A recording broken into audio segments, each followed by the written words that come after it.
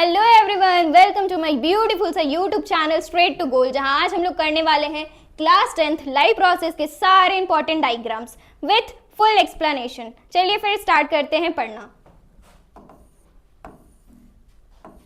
तो आज हम लोग करने वाले जो हमारा फर्स्ट डायग्राम है वो है न्यूट्रिशन इन अमीबा।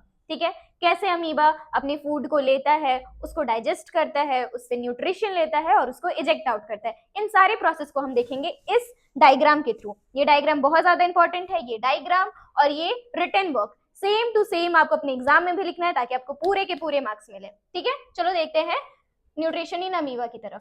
पहले अमीबा को समझते हैं।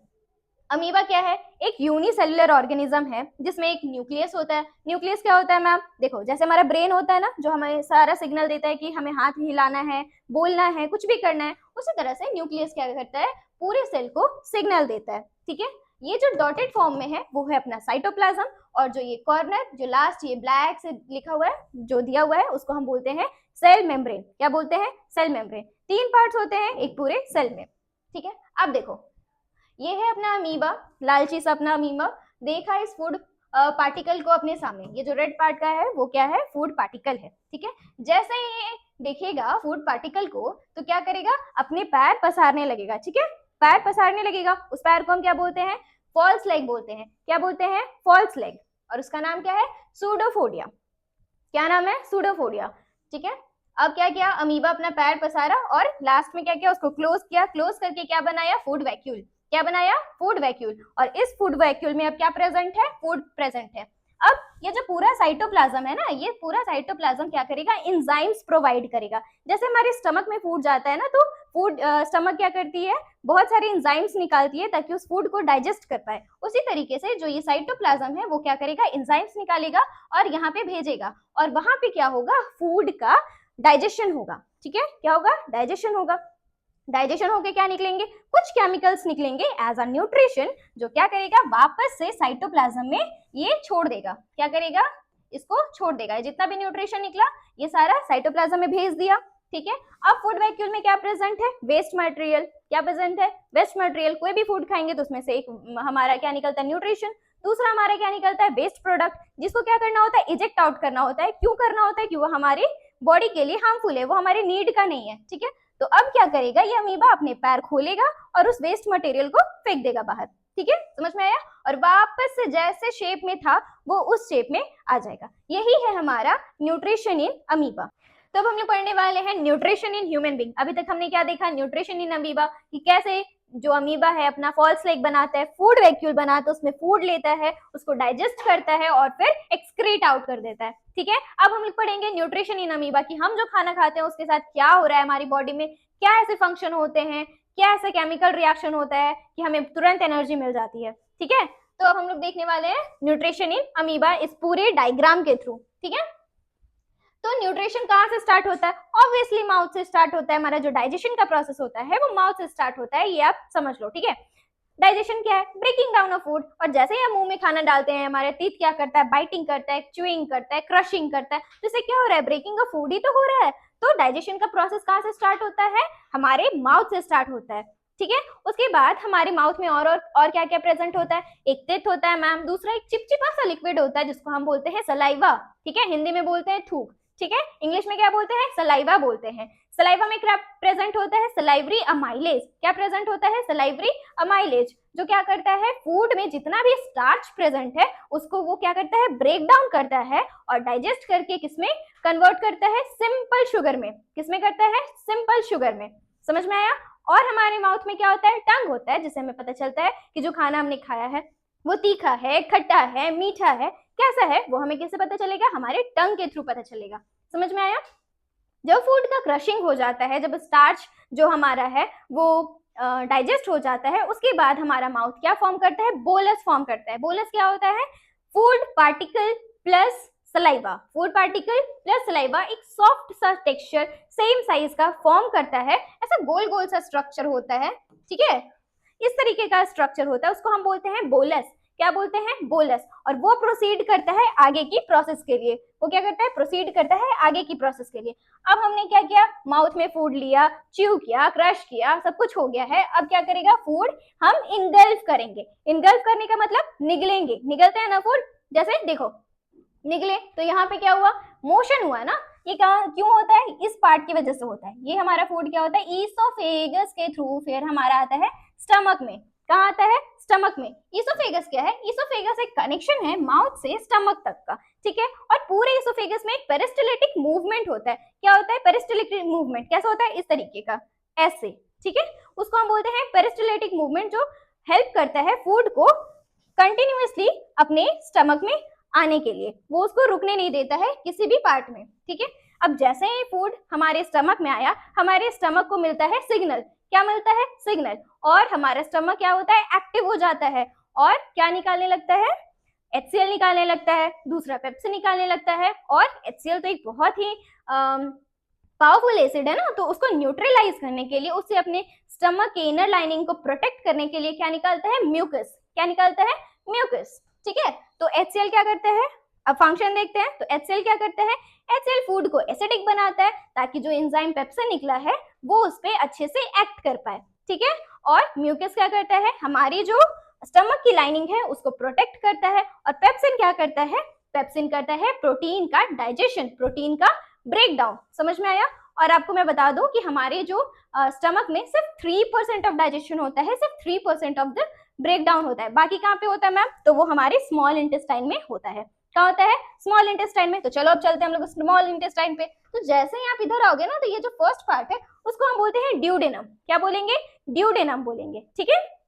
यहाँ पे क्या होता है, जैसे हमारा ये एलिमेंट्री कैनाल है, इसका 3 सपोर्टिव ग्लैंड होता है। एक तो हमने पढ़ लिया सलाइवा, ठीक है, सलाइवरी अमाइलेज पढ़ा ना, सलाइवरी ग्लैंड से निकलता है सलाइवा, सलाइवा में होता है सलाइवरी अमाइलेज, ठीक है, उसका फंक्शन हमने पढ़ लिया। अब 2 ग्लैंड्स और बचे हैं, एक हुआ अपना लीवर, दूसरा हुआ पेनक्रियास। कौन हुआ, पहला हुआ लीवर, दूसरा हुआ पेनक्रियास। लीवर कैसे हेल्प करता है, तो लीवर प्रोड्यूस करता है बाइल सॉल्ट और बाइल जूस। क्या निकालता है, बाइल सॉल्ट और बाइल जूस। पेनक्रियास क्या निकालता है मैम, पेनक्रियास निकालता है पेनक्रियाटिक जूस, ट्रिप्सिन और लाइपेज। क्या निकालता है, पेनक्रियाटिक जूस, ट्रिप्सिन और लाइपेज। जैसे जैसे बोल रही हूँ ना, वैसे वैसे बोलो, तब याद होगा, ठीक है। अब वो कहाँ पे देगा, ये अपने अपने सिक्रेशन कहाँ पे भेजेंगे, ये अपने अपने सिक्रेशन को भेजेंगे इस पार्ट में, जिसको हम कहते हैं ड्यूडेनम। क्या बोलते हैं, ड्यूडेनम। यहाँ पे क्या होगा, डाइजेशन होगा किसका, तो देखो फूड का, तो प्रोटीन का 3% डाइजेशन हो गया स्टमक में। अब हम लोग आएंगे ड्यूडेनम में, वहां पे हमारा बाइल का सेक्रेशन आया है, बाइल जूस और बाइल सॉल्ट। बाइल सॉल्ट क्या करेगा, जो फैट के ग्लोब्यूल्स होते हैं, बड़े बड़े ग्लोब्यूल्स होते हैं, उसको वो क्या करेगा, इमल्सीफाई करेगा, मतलब तोड़ेगा छोटे छोटे पार्ट्स में। समझ में आया। और एक हुआ बाइल जूस। तो लीवर का भी एक फ्रेंड होता है, ठीक है, उसको क्या बोलते हैं, क्या बोलते हैं, बाइल डक्ट। क्या बोलते हैं, बाइल डक्ट। ये क्वेश्चन आएगा आपके एग्जाम में कि बाइल डक्ट का क्या फंक्शन है। तो बाइल डक्ट क्या करता है ना, बाइल जूस को गाढ़ा करता है, उसको कंसंट्रेटेड फॉर्म में बनाता है, ताकि जो जब वो ड्यूडेनम में आए, जब वो फूड पार्टिकल से मिले, तो उसका एक्शन का पावर, स्ट्रेंथ क्या हो, ज्यादा हो। क्या हो, ज्यादा हो, ठीक है। उसके बाद आता है पेनक्रियास के पास। लीवर तो पढ़ लिया हमने, ठीक है, लीवर से आ रहा था बाइल जूस, बाइल सॉल्ट, एक इमल्सिफिकेशन कर रहा है, दूसरा क्या कर रहा है, फैट को डाइजेस्ट करने में हेल्प कर रहा है, ठीक है। अब आता है पेनक्रियास में। पेनक्रियास से क्या क्या आ रहा था, पेनक्रियाटिक जूस क्या करेगा, फूड को अल्कलाइन बनाएगा। अब जो पेट से फूड आ रहा है वो तो एसिडिक है, एसिडिक अगर हमारे फूड हमारे इंटेस्टाइन में आएगा, तो वो तो उसको खराब कर देगा, वो तो उसको इन्फेक्शन प्रोवाइड करेगा, और हमें एसिडिटी हो जाएगी, ठीक है। एसिडिटी होती है ना, इसी वजह से होती है क्योंकि एसिडिक मात्रा ज्यादा होता है, ठीक है। तो उससे प्रोटेक्ट करने के लिए पेनक्रियास क्या निकालती है, पेनक्रियाटिक जूस निकालती है, जो फूड को क्या करता है, अल्कलाइन करता है, मतलब पीएच लेवल को बढ़ाता है। क्या करता है, पीएच लेवल को बढ़ाता है, ठीक है। साथ में निकलता है ट्रिप्सिन और लाइपेज, जो क्या करता है, कार्बोहाइड्रेट, फैट्स, ये सारे के डाइजेशन में हेल्प करता है, ठीक है। अब फूड कहाँ पे डाइजेस्ट होगा, स्मॉल इंटेस्टाइन में। उसके बाद जब फूड डाइजेस्ट हो जाता है, तो हमारे स्मॉल इंटेस्टाइन में छोटे छोटे प्रोजेक्शंस होते हैं, जिसको हम बोलते हैं विलीज। क्या बोलते हैं, विलीज। ऐसे छोटे छोटे, देखो ये है अपना स्मॉल इंटेस्टाइन, तो इसमें छोटा छोटा छोटा छोटा प्रोजेक्शन होता है। एक सेकेंड, ऐसा पूरे एरिया में ये क्या करता है, जितना भी न्यूट्रिशन निकला है एब्जॉर्ब, जितना भी न्यूट्रिशन निकला है मतलब ब्रेक डाउन होने के बाद उसको वो एब्जॉर्ब करने में मदद करता है। वो तो हमारे लिए बेनिफिशियल है ना, उसको तो हम वेस्ट आउट नहीं कर सकते, उसको तो हमें एब्जॉर्ब भी करना पड़ेगा। अब खाना बनाया है तो खाना भी पड़ेगा, ठीक है, होता है ना वैसे। तो अब इसको ब्रेक डाउन किया है तो उसको एब्जॉर्ब भी करना पड़ेगा। इसीलिए ये विलीज क्या करते हैं, जितना भी फूड पार्टिकल में न्यूट्रिशन है उसको क्या करता है, वो एब्जॉर्ब करता है। क्या करता है, एब्जॉर्ब करता है। और ये ऐसा क्यों कर पाता है, क्योंकि इसमें होते हैं बहुत सारे ब्लड वेसल्स, ठीक है। ब्लड वेसल्स क्या करते हैं, फूड पार्टिकल का जितना भी न्यूट्रिएंट्स लिया ब्लड वेसल्स में है और वहां से क्या कहां पे जाएगा, पूरे बॉडी में फैल जाएगा, ठीक है। और पूरे बॉडी को क्या मिलेगी, एनर्जी मिलेगी, ठीक है। अब आओ देखो, स्मॉल इंटेस्टाइन हो गया। स्मॉल इंटेस्टाइन के बाद अब आएगा लार्ज इंटेस्टाइन। क्या आएगा, लार्ज इंटेस्टाइन। यहाँ पे क्या होता है मैम, अब न्यूट्रिशन तो हमने एब्जॉर्ब कर लिया, ठीक है, पहले उसको डाइजेस्ट कर लिया, दूसरा हमने न्यूट्रिशन एब्जॉर्ब कर लिया, तीसरा क्या करेंगे, उसमें वाटर कंटेंट भी तो होता है और बॉडी को हाइड्रेट रखना बहुत जरूरी है। बॉडी के लिए वाटर कितना ज्यादा जरूरी होता है आपको तो पता ही होगा, तो उसको हम तो इजेक्ट आउट कर नहीं सकते हैं, वेस्ट तो मान नहीं सकते हैं। तो ये जो हमारा लार्ज इंटेस्टाइन होता है ना, यहाँ पे होते हैं विलीज, यहाँ पे भी विलीज होते हैं लेकिन मशरूम लाइक होते हैं, बड़े स्ट्रक्चर्स में होते हैं, ठीक है। वो क्या करते हैं, जितना भी एक्सेस वाटर है उसको वो एब्जॉर्ब करता है। क्या करता है, एब्जॉर्ब करता है। और लास्टली फिर जब फूड हमारा यहाँ आता है, ये है अपना रेक्टम पार्ट, और वहां से फिर एनएस के थ्रू वो बाहर चला जाता है। यही था अपना न्यूट्रिशन इन ह्यूमन बीइंग। ये जो पार्ट है रिटन वर्क में, ये वही है जो मैंने अभी आपको बताया, ठीक है। तो इसको ऊपर करते हैं। ये सारा आप अपना एग्जामिनेशन हॉल में जाओगे ना, ये एग्जाम में जाने से पहले 10 मिनट पहले आप इसको पढ़ लेना, आपका सारा कुछ रिवाइज हो जाएगा, ठीक है। चलो अब है अपना रेस्पिरेशन इन ह्यूमन बीइंग्स। क्या है, रेस्पिरेशन इन ह्यूमन बीइंग्स।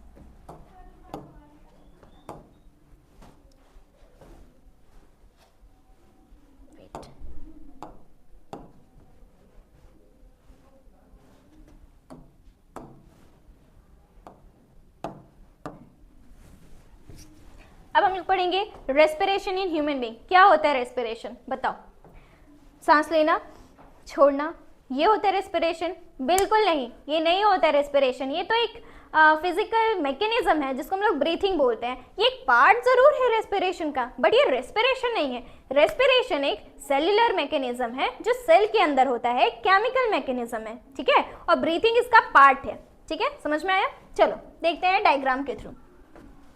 सांस कहाँ से लेते हैं, सांस लो, कहाँ से आया, नाक से आया ना। नाक से जो पैसेज गया है उसको क्या बोलेंगे, नेसल पैसेज बोलेंगे। नाक से जो पैसेज गया है उसको क्या बोलेंगे, नेसल पैसेज बोलेंगे, ठीक है। नाक के अंदर अब क्या क्या चीज होता है, उंगली डाल के देख लो, नहीं देखोगे तो फिर भी बता देते हैं। एक होता है अपना हेयर लाइक प्रोजेक्शंस, दूसरा होता है चिपचिपा सा, ठीक है, उसको क्या बोलेंगे, म्यूकस। क्या होता है, एक हेयर लाइक प्रोजेक्शन, दूसरा होता है म्यूकस। हेयर क्या करेगा, जो भी एयर हम इनहेल करते हैं उसमें बहुत सारे इम्प्योरिटीज होते हैं, उसको वो प्योरीफाई करता है, ठीक है। जितना डस्ट पार्टिकल होता है वो उसको खुद में चिपका लेता है और उसको पास होने नहीं देता है लंग्स के पास, ठीक है। म्यूकस का काम क्या होता है, वो क्या करता है, प्योरिफिकेशन का भी काम करता है। दूसरा जो एयर हमने इनहेल किया है उसको मॉइस्चर प्रोवाइड करता है। समझ में आया, चलो आगे बढ़ो। अब जैसे ही आगे बढ़ेंगे तो यहाँ पे आप देखोगे ना, अनइवन सा स्ट्रक्चर है। अब बॉडी में कोई चीज है तो ऐसे ही नहीं हुई है, उसका एक इंपॉर्टेंस है, उसका फंक्शन है। क्या फंक्शन है इस अनइवननेस का, देखो कभी कभी ना होता है ना कि हम स्टीम भी इनहेल करते हैं, कभी कभी बहुत कोल्ड एयर इनहेल करते हैं, तो वो हमारी लंग्स के लिए अच्छा नहीं है। तो बॉडी टेम्परेचर में मेंटेन हो पाए इसलिए ये क्या करता है, अनइवननेस टाइम लैग को बढ़ाता है, ठीक है। टाइम लैग बढ़ेगा तो बॉडी टेम्परेचर को वो एयर जो इनहेल किया है हमने उसको वो अडेप्ट कर लेता है, ठीक है, और उसको लंग्स की तरफ फिर भेजता है। अब देखो जब आप आगे बढ़ोगे तो यहाँ पे आपको मिलेगा फेरिंग्स, ठीक है, जो कि पार्ट है रेस्पिरेशन का। फिर आता है लेरिंग्स। लेरिंग्स क्या होता है, जो ये पटर पटर आप बोलते हो ना, ये लेरिंग्स की वजह से बोल पाते हो। क्यों बोल पाते हो, क्योंकि इसमें होता है वॉइस बॉक्स।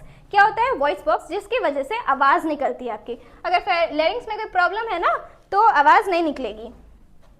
फिर अब जब यहाँ पे आते हो ना तो आपको यहाँ लेरिंग्स के ऊपर दिखता है एक लीफ लाइक स्ट्रक्चर, ठीक है। ये है अपना लेरिंग्स और इसके ऊपर होता है एक लीफ लाइक स्ट्रक्चर जिसको हम बोलते हैं या तो ग्लॉटिस या तो एपिग्लॉटिस, या तो ग्लॉटिस या तो एपिग्लॉटिक्स। ये क्या करता है, देखो जो हमारा फूड पाइप है और जो हमारा विंड पाइप है, ये दोनों कहीं ना कहीं यहाँ पे जाके मीट होता है, ठीक है। क्या होता है, मीट होता है। तो कभी कभी ऐसा हो जाएगा ना, अगर ये ग्लॉटिस नहीं होगा ना तो जो आपने खाना खाया है वो लंग्स में चला जाएगा और जो आपने इनहेल किया है एयर वो आपके पेट में चला जाएगा तो गड़बड़ हो जाएगा। इसीलिए ग्लॉटिस दिया गया है, ठीक है, क्योंकि जब आप खाना खाते हो उसको इनगल्फ करते हो तो प्रेशर पड़ता है और ये ग्लॉटिस क्या होता है, क्लोज हो जाता है। क्या होता है, क्लोज हो जाता है और फिर ये ओपन हो जाता है, ठीक है, जब एयर इनहेल करते हो।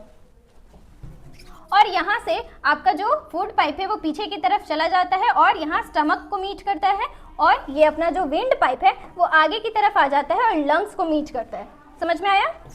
चलो अब देखो, अब यहाँ पे आप देखोगे रिंग्स लाइक कार्टिलेज। इसका फंक्शन क्या है, जो हमारा विंड पाइप होता है ना वो चिपक ना जाए कभी। अगर चिपक गया ना तो आप चिपक जाओगे धरती से, ठीक है, अगर ये चिपके ना, इसीलिए क्या होता है यहाँ पे रिंग्स लाइक कार्टिलेज होता है ताकि वो उसको एक शेप देता है और उसको मेंटेन रखता है, ठीक है, चिपकने नहीं देता है।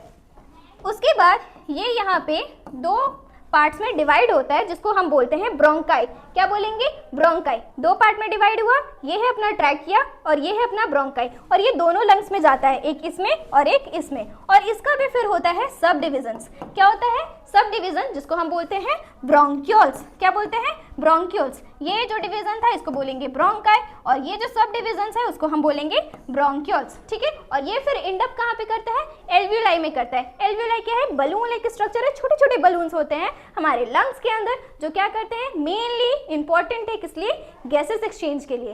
किस लिए, गैसेस एक्सचेंज के लिए। ये एल्वियोलाई दिखता कैसा है, ऐसा दिखता है। कैसा दिखता है, इस तरीके का दिखता है हमारा एल्वियोलाई, जो है बलून लाइक स्ट्रक्चर। इसमें बहुत सारा ब्लड वेसल्स होता है। देखो बताते हूँ कैसा।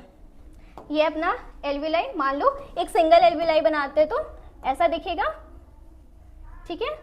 और इसमें एक लेयर होती है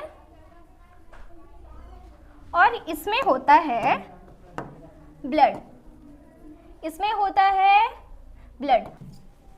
यहाँ पे प्रेजेंट होता है बहुत सारे ब्लड वेसल्स जो कि रिस्पॉन्सिबल होते हैं गैसेस एक्सचेंज के लिए, ठीक है। समझ में आया? अब देखो, ये हमने एयर लिया, इनहेल किया, फेरिंग्स में गया, फेरिंग्स से फिर लैरिंग्स में आया, लैरिंग्स, ठीक है, लैरिंग्स के बाद वो ट्रैकिया में आया, ठीक है। ट्रैकिया क्या है, एक ट्रैकिया में आया, ट्रैकिया के बाद फिर आता है rings of cartilage, rings of cartilage के बाद आता है ब्रोंकाई, ब्रोंकाई के बाद आता है ब्रोंक्यूल्स, सब डिवीजन, ठीक है। ये अपना ब्रोंकी, फिर आया यहाँ पे ब्रोंक्यूल्स, ठीक है। और एंड अप हुआ एल्वियोलाई में। एल्वियोलाई क्या है, एक ऐसा स्ट्रक्चर होता है जिसमें बहुत सारे ब्लड वेसल्स होते हैं जिसके कारण क्या होता है, गैसेस एक्सचेंज होता है, ठीक है। इतना समझ में आया? अब देखो, जो एयर हमने इनहेल किया है उसमें क्या है, ऑक्सीजन ज़्यादा है। क्या है, इनहेल्ड एयर में ऑक्सीजन ज़्यादा है। और जो हमारे ब्लड में क्या है, CO2 का मात्रा ज़्यादा है क्योंकि हमने ऑक्सीजन को यूज़ कर लिया है। क्या कर लिया है, यूज़ कर लिया है। तो ब्लड में क्या है, CO2 ज़्यादा है, ठीक है। ये है अपना ब्लड और ये है अपना एयर, ठीक है। और एयर में क्या है, CO2 का मात्रा कम है, हम लोग इनहेल करते हैं तो ज़्यादा ऑक्सीजन इनहेल करते हैं ना, CO2 कम इनहेल करते हैं। और इसमें क्या है, ऑक्सीजन कम है। तो यहाँ पे अब प्रोसेस होता है डिफ्यूजन का। डिफ्यूजन क्या होता है, हायर कंसंट्रेशन से लोअर कंसंट्रेशन तक जाने की प्रोसेस। तो एयर में ज़्यादा कौन सा है, O2 है, तो ये कहाँ जाएगा, ब्लड में। कहाँ जाएगा, ब्लड में, क्योंकि ये यहाँ पे कंसंट्रेशन उसकी क्या है, ज़्यादा है, ब्लड में उसका कंसंट्रेशन क्या है, कम है, तो कहाँ जाएगा, ब्लड की तरफ जाएगा। CO2 में ब्लड में CO2 की मात्रा ज़्यादा है और एयर में हमारा CO2 की मात्रा कम है, तो ये डिफ्यूज होगा किधर, एयर की तरफ। तो क्या होगा, एयर से ब्लड में जाएगा अपना ऑक्सीजन और ब्लड से एयर की तरफ जाएगा कार्बन डाइऑक्साइड। और यहाँ हुआ प्रोसेस किसका, गैसियस एक्सचेंज का। क्या हुआ, गैसियस एक्सचेंज का, ठीक है। और यही रिपीटेटिव मूवमेंट होता है हमारी बॉडी में, यही रिपीटेटिव प्रोसेस होता है जिसके बाद ऑक्सीजन हमारी बॉडी को मिलता है और कार्बन डाइऑक्साइड जो है वो हम एक्सेल आउट करते हैं। इनहेल करते हैं ऑक्सीजन, एक्सेल करते हैं CO2। और इस ऑक्सीजन को हम यूज़ करते हैं कहाँ, जो हमने फूड एब्जॉर्ब किया, जो न्यूट्रिशन निकला, जो किस फॉर्म में था, ATP के फॉर्म में था, ठीक है। ये ऑक्सीजन क्या करता है, यहाँ पे जाता है और इसको ब्रेक डाउन करता है किसमें, ADP और अपना फॉस्फेट, सिंगल फॉस्फेट। और साथ में निकलती है एनर्जी। क्या निकलेगी, एनर्जी। खाना जो हमने खाया वो किस फॉर्म में होता है, एनर्जी किस फॉर्म में होती है बॉडी में, ATP की फॉर्म में होती है, एडिनो ट्राइफॉस्फेट की फॉर्म में होती है, ठीक है। इसी एडिनो ट्राइफॉस्फेट को ये ऑक्सीजन क्या करता है, ब्रेक डाउन कराता है किस में, ADP में और फॉस्फेट में। ADP मतलब 3 फॉस्फेट, 3, इसमें 2 फॉस्फेट, ठीक है, ब्रेक डाउन किया 3 से 2 में, एक उसका निकल गया बाहर, ठीक है, और कहीं पे भी ब्रेकिंग का प्रोसेस होता है तो साथ में निकलता है एनर्जी, और ये एनर्जी हम क्या करते हैं, यूज करते हैं। समझ में आया? अब जो हमारा नेक्स्ट डायग्राम है वो ह्यूमन हार्ट का है, ठीक है, ये बहुत ही इंपॉर्टेंट डायग्राम है, इसका डायग्राम भी आपके एग्जाम में आ सकता है या इसके फंक्शंस या मैकेनिज्म आपके एग्जाम में लिखने को आ सकते हैं, ठीक है। अब हम लोग पढ़ने वाले हैं जो हमारा नेक्स्ट डायग्राम है वो है ह्यूमन हार्ट। क्या है? Human heart. देखेंगे पूरे डायग्राम को, ये बहुत ही कॉम्प्लिकेटेड लगता है बच्चों को, बट इसको हम लोग बहुत ही ईजी वे में समझेंगे, ठीक है। देखो, हार्ट जो होता है ना, एक बहुत ही वाइटल ऑर्गन है ह्यूमन बॉडी में। अगर हार्ट में कोई इंजरी हो गई या हार्ट बीट करना बंद कर दिया तो आप समझ लो कि आप निपट जाओगे, ठीक है, फिर कोई ऑप्शन नहीं बचता है, क्योंकि ये बहुत ही वाइटल ऑर्गन है, इसको कोई रिप्लेस नहीं कर सकता, ठीक है। तो अब इसके प्रोटेक्शन को पढ़ेंगे। इतना वाइटल है तो इसको प्रोटेक्ट करना भी तो जरूरी है ना, तो इसको प्रोटेक्ट कौन करता है? तो देखो, आउटर एरिया से जो हार्ट को प्रोटेक्ट करता है वो है हमारा रिब केज। क्या? Rib cage. जो हमारे यहाँ पे रिब केज होता है ना, वो क्या करता है, हार्ट को प्रोटेक्ट करता है। हार्ट कहाँ होता है? 2 लंग्स के बीच में होता है। कहाँ होता है? 2 लंग्स के बीच में, और उसको बाहर से प्रोटेक्शन कौन देता है? रिब केज, ठीक है। कौन देता है? रिब केज देता है। और अंदर से प्रोटेक्शन कौन देता है? तो उसके पास एक प्रोटेक्शन का खुद का एक गार्ड है जिसको वो बोलता है पेराकार्डियम। क्या बोलता है? पेराकार्डियम। कैसा होता है पेराकार्डियम? देखो, जो ये आपका लास्ट वाला जो पार्ट है ना ब्लैक ब्लैक से, उसको हम बोलते हैं पेराकार्डियम। क्या बोलते हैं? पेराकार्डियम। पेराकार्डियम को अगर हम लोग जूम करेंगे तो वो कैसा दिखेगा? इस तरीके का कुछ दिखेगा, ठीक है। आउटर वाले को बोलते हैं आउटर पेराकार्डियम, इनर वाले को बोलते हैं इनर पेराकार्डियम, ठीक है। देखो, इसमें जो आउटर वाला होगा वो आउटर पेराकार्डियम, इनर वाले को बोलेंगे इनर पेराकार्डियम, और बीच में होता है एक फ्लूइड। क्या होता है? फ्लूइड, जिसको हम बोलते हैं पैराकार्डियम फ्लूइड। क्या बोलेंगे? पैराकार्डियम फ्लूइड। अब ये किससे किससे बचाता है मैम? तो देखो, इन्फेक्शन से बचाता है, इंजरी से बचाता है, जर्क से बचाता है, और हार्ट तो कॉन्टिन्यूसली बीट कर रहा है तो अपने प्लेस से डिस्प्लेस ना हो जाए उससे भी उसको प्रोटेक्ट करता है, ठीक है। चलो, अब हार्ट पे आते हैं। प्रोटेक्शन देख लिया हमने इसका, अब हम लोग हार्ट के बारे में पढ़ने वाले हैं। ये है अपना हार्ट। बहुत ही कॉम्प्लिकेटेड लग रहा है बट बहुत ही इजी वे में हम लोग इसको समझेंगे। हार्ट को पहले क्या करो, 2 पार्ट में डिवाइड करो, ठीक है। 2 पार्ट में डिवाइड करो। कर लिया मैम। ऊपर वाले को बोलो आर्ट्रियम, नीचे वाले को बोलो वेंट्रिकल। ऊपर वाले को आर्ट्रियम, नीचे वाले को वेंट्रिकल। ऊपर वाले को आर्ट्रियम, नीचे वाले को वेंट्रिकल। समझ में आया? आर्ट्रियम का काम क्या है? ब्लड को स्टोर करना। क्या काम है? ब्लड को स्टोर करना। वेंट्रिकल का काम क्या है? ब्लड को पंप करना। क्या काम है? ब्लड को पंप करना। समझ में आया? और देखो, जो हार्ट है ना वो बीट करता है ना, वेंट्रिकल साइड से ही करता है, क्योंकि वो कंटिन्यूअसली पंप करते रहता है, तो वो कंटिन्यूअसली रिदमिंग मोशन करते रहता है, जिसको हम लोग बोलते हैं हार्ट बीट। क्या बोलते हैं? हार्ट बीट बोलते हैं। समझ में आया?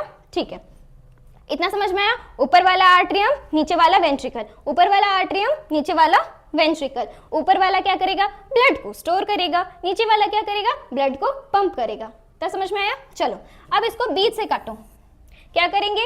अब इसको ऐसे काटेंगे। अब क्या देखो, 4 ब्लॉक्स बना है, 4 चैम्बर बना है, 1 2 3 और 4।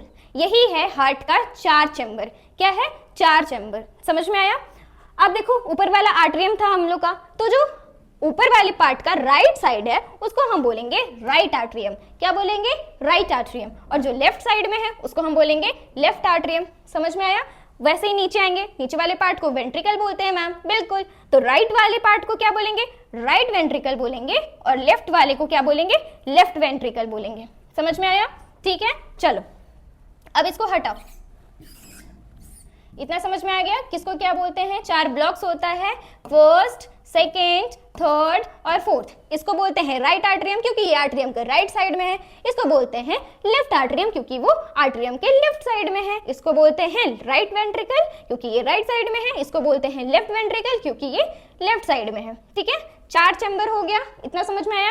प्रोटेक्शन कर रहा है कौन? पैराकार्डियम कर रहा है। ठीक है, अब चलो देखो, ये जो आपको ये पाइप दिख रहा है ना, और ये 1-2 पाइप आपको दिख रहा होगा जिससे आता है डीऑक्सीजनेटेड ब्लड। क्या आता है? Deoxygenated blood. डीऑक्सीजनेटेड ब्लड क्या होता है मैम? देखो, हमारा बॉडी को बहुत सारा ऑक्सीजन का जरूरत है जो हम कंटिन्यूअसली फुलफिल करते रहते हैं रेस्पिरेशन प्रोसेस के थ्रू, ब्रीथिंग प्रोसेस के थ्रू। समझ में आया? ठीक है, तो उसके साथ क्या निकलता है? कार्बन डाइऑक्साइड भी निकलता है। क्या निकलता है? Carbon dioxide. हर सेल में क्या होता है, ऑक्सीजन जाता है, ऑक्सीजन को सेल यूज करता है और कार्बन डाइऑक्साइड क्या होता है, छोड़ देता है वापस से ब्लड में। और वही ब्लड कहाँ पे आता है, फिर हमारे राइट आर्टरियम में आता है। कहाँ आता है, राइट आर्टरियम में। हार्ट के राइट आर्टरियम वाले चेंबर में वो डीऑक्सीजनेटेड ब्लड आता है। किसके थ्रू आता है, तो ये वेना कावा के थ्रू आता है। इसको क्या बोलेंगे, वेना कावा बोलेंगे। इसको क्या बोलेंगे, वेना कावा बोलेंगे। ये ऊपर की साइड है तो ये सुपीरियर हो गया, ये नीचे की साइड है तो इसको क्या बोलेंगे, इंफीरियर बोलेंगे। ऊपर के साइड वाले को सुपीरियर, नीचे वाली साइड को इंफीरियर। ठीक है, ये क्या करता है सुपीरियर वेना कावा, ये क्या करता है सुपीरियर वेना कावा, जो हमारे चेस्ट कैविटी के ऊपर जितना भी बॉडी पार्ट है लाइक ईयर्स, नोज, माउथ, इन सब का जो भी कलेक्टेड डीऑक्सीजनेटेड ब्लड है वो राइट आर्टरियम में देता है। ठीक है, और इंफीरियर वेना कावा क्या करता है, जो चेस्ट कैविटी है उसके नीचे का जितना भी ऑर्गन है उसका डीऑक्सीजनेटेड ब्लड हमारे राइट आर्टरियम को पहुंचाता है। ठीक है, अब देखो हार्ट भी तो एक ऑर्गन है, उसको भी तो ऑक्सीजनेटेड ब्लड की जरूरत है और वो भी डीऑक्सीजनेटेड ब्लड निकालती है, तो वो भी कहाँ पे स्टोर होगा, हमारे राइट आर्टरियम में स्टोर होगा। समझ में आया। अब देखो ब्लड कहाँ पे आया, राइट आर्टरियम में आ चुका है, जो कि कैसा है, डीऑक्सीजनेटेड है। अब राइट आर्टरियम का काम क्या है, ब्लड को स्टोर करना। अब सारा ब्लड उसमें आ गया, अब राइट आर्टरियम में सारा ब्लड स्टोर कर लिया है, अब वो काम से मुक्त हो चुका है। ठीक है, उसका हो गया काम। अब वो क्या करेगा, वापस से वो ब्लड को कहाँ भेजेगा, सेकेंड वाले चैम्बर में जिसका नाम है राइट वेंट्रिकल। क्या नाम है, राइट वेंट्रिकल। और राइट वेंट्रिकल का काम क्या है, पंप करना। वेंट्रिकल का काम तो पंप करना है ना, तो राइट वेंट्रिकल क्या करेगा, पंप करेगा। किधर पंप करेगा, पंप करेगा लंग्स की ओर। किधर करेगा, लंग्स की ओर। देखो एक गाना है ना आपका, पल पल दिल के पास तुम रहती हो, तो ये जो तुम नहीं रहती हो, हार्ट के पास लंग रहती है। कौन रहती है, लंग्स रहती है। वो क्या करती है, हेल्प करती है हार्ट का डीऑक्सीजनेटेड ब्लड को ऑक्सीजनेटेड करने में। क्या करती है, डीऑक्सीजनेटेड ब्लड को ऑक्सीजनेटेड करने में हेल्प करती है। समझ में आया। और यहाँ पे आपको दिख रहा होगा ऐसे एक वॉल, ठीक है, इसको बोलते हैं वाल्व। क्या बोलते हैं, वाल्व बोलते हैं। स्पेलिंग होता है VALVE, वाल्व बोलते हैं। ये वाल्व क्या होता है कि एक साइड से खुलने वाला दरवाजा होता है। क्या होता है, एक साइड से खुलने वाला दरवाजा होता है। अगर ब्लड इसमें से इसमें आई तो वापस इसमें नहीं जा सकती, मतलब इसमें से इसमें आई तो वापस इसमें से इसमें नहीं जा सकती है। ये सिर्फ एक साइड का दरवाजा है, एक ही साइड से खुलता है। तो वो ये वाला वाल्व किस साइड खुलता है, सेकंड चेंबर की तरफ खुलता है, फर्स्ट वाले से। इसीलिए जो सेकंड वाले चेंबर में ब्लड आ गया तो फर्स्ट वाले में कभी जा नहीं सकता। ठीक है, अब यहाँ पे आ गया। अब क्या किया, सेकंड वाले वेंट्रिकल ने, हमारे राइट वाले वेंट्रिकल ने लंग्स को पंप कर दिया है। और यहाँ पे तो वाल्व है ना, तो एक बार जब पंप कर दिया, ठीक है, तो वापस यहाँ से यहाँ पे ब्लड नहीं आ सकता है, नहीं आ सकता है। सुन लो, नहीं आ सकता है। एक बार यहाँ से गया, वापस नहीं आ सकता है। ठीक है, तो अब लंग्स के पास गया, तो लंग्स तो उसका फ्रेंड है। लंग्स ने क्या किया, डीऑक्सीजनेटेड ब्लड को ऑक्सीजनेटेड कर दिया है। क्या कर दिया है, ऑक्सीजनेटेड कर दिया है। और वापस वो किसके थ्रू भेज देती है, पल्मोनरी वेन्स के थ्रू भेज देती है। कहाँ पे, थर्ड वाले चैम्बर में जिसका नाम है लेफ्ट आर्टरियम। और लेफ्ट आर्टरियम का काम क्या है, आर्टरियम का काम तो एक ही होता है। मैम अब तब से बोल रही हो क्या, ब्लड को स्टोर करना। क्या होता है, ब्लड को स्टोर करना। तो लेफ्ट आर्टरियम क्या करेगा, ब्लड को स्टोर करेगा। अब उसका काम हो गया तो वो क्या करेगा, लेफ्ट वेंट्रिकल को दे देगा कि जाओ अब तुम्हारा काम होगा। ठीक है, अब लेफ्ट वेंट्रिकल को क्या किया, ऑक्सीजनेटेड ब्लड दे चुका है लेफ्ट आर्टरियम। ठीक है, जो कहां से आया था ऑक्सीजनेटेड ब्लड, लंग्स से आया था। अब लेफ्ट वेंट्रिकल को मिल गया है ऑक्सीजनेटेड ब्लड। क्या मिल गया है, ऑक्सीजनेटेड ब्लड। अब ये लेफ्ट वेंट्रिकल क्या करेगी, एरोटा के थ्रू सारी बॉडी में ऑक्सीजनेटेड ब्लड फैला देगी। और यही काम है हमारे हार्ट का। ठीक है, तो ये टॉपिक यहीं पे खत्म होता है। Thank you everyone. और जो भी टॉपिक आपको पढ़ना हो कमेंट करिए कमेंट सेक्शन में।